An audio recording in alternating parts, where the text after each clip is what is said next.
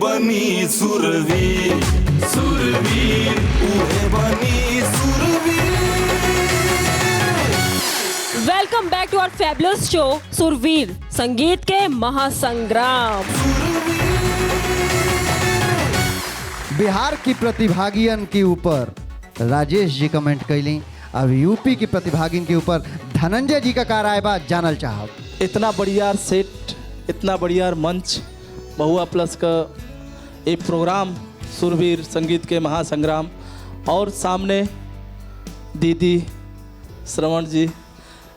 हम सही बताओ तनी कि अगर हमके केहू कह दे गावे के तो हम ना गा पाई, और हम सबके शुभकामना देता नहीं कि आगे अभी जौन जौन गलती जहाँ जहाँ होता तौन तौन गलती के सुधारत आगे बढ़े के बटे। अगला प्रतिभागी के हम बुलावे जा रहल बानी जे बिहार के बाना चंद्रेश जी।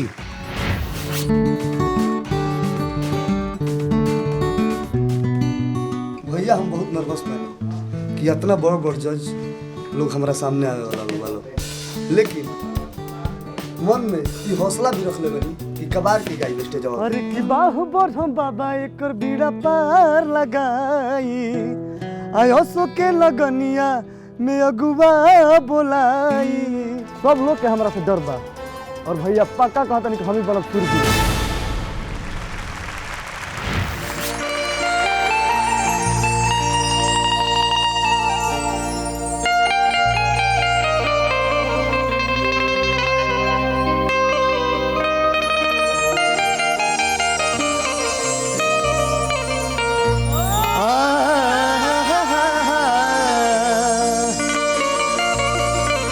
भैया हो, एगो नया नया शहर के लड़की के शादी देहात में हो गइल बा, और लड़किया के मन में उल्ही ले बा ई कहाँ ले आके नतिया राख दिहलस।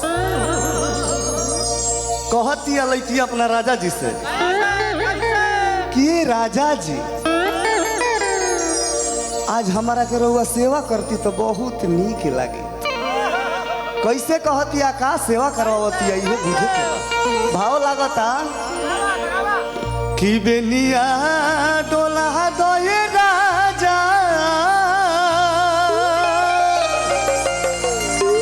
और कि बेनिया डोला रे जईतो कि आइल गहरमिया के और दिन ये सैया हो और बेनिया डोला दो हो। भैया कि आइल गहरमिया के दिन ये राजा बेनिया डोला दो, आइल गहरमिया के दिन ये राजा बेनिया डोला दो, आइल गहरमिया के दिन ये राजा बेनिया डोला दो। अरे धन्य हो भैया,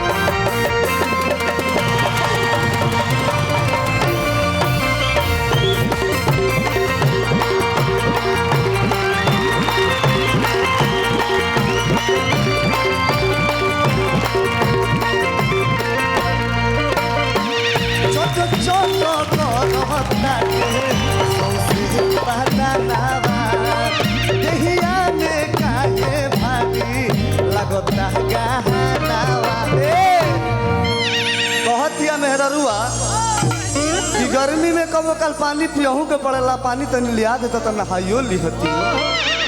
भाव लागता कि पनिया मंगा दो ये राजा जी, और कि पनिया मंगाई रे जईतो ना, और कि आइल गहरमिया के और दीन हे राजा हो आतनी बेनिया डोला दो भैया दयाल गरमिया के दीन हे राजा बेनिया डोला दो आइल गरमिया के दीन हे राजा बेनिया डोला दो बेनिया डोला दो रे राजा बेनिया डोला रे जइतो बेनिया डोला दो रे राजा बेनिया डोला रे जइतो आइल गरमिया के दीन हे राजा बेनिया डोला दो आइल गरमिया के दीन हे सैया हो बेनिया डोला दो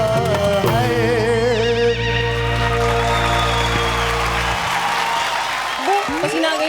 का करबू जब साथे में इतना खड़ा रहबू तो पसीना ना आई लइका के। बगल में क्यों और खड़ा बा। जानल जाओ अनुराधा जी से कि का लागल आपके इनकी परफॉर्मेंस के बारे में, आपका का प्रतिक्रिया बा?